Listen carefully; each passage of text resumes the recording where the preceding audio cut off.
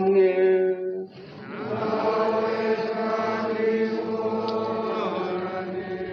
Amagambo yo mu ivanjiri ntagatifu uko yanditswe na Luka.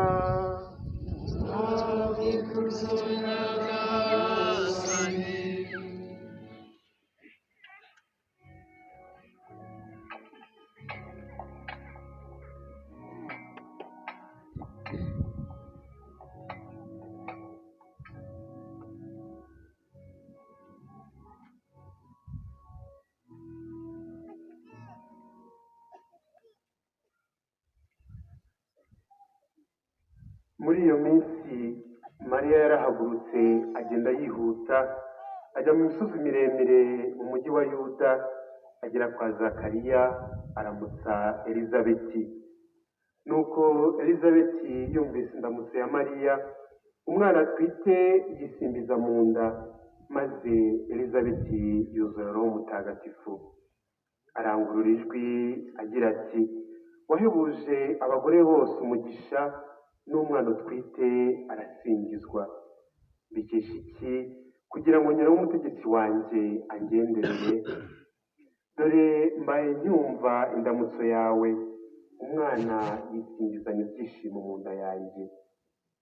Urahirwa wowe wemeye ko ibyo watumweho na Nyagasani bizaba.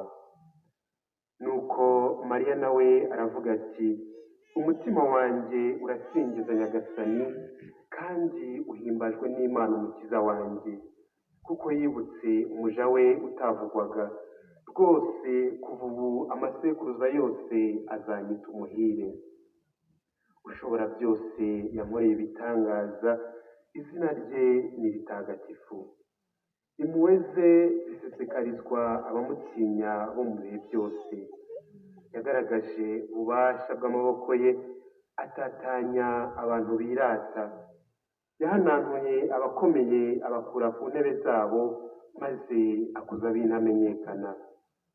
Abashonje yabagwirije ibintu, abakungu abasezerera amaramasa.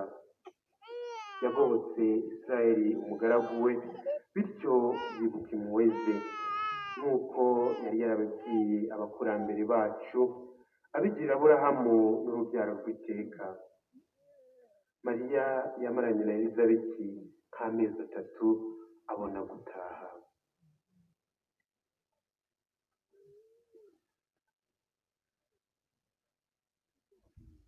Iyo ni ivanjiri ntagatifu.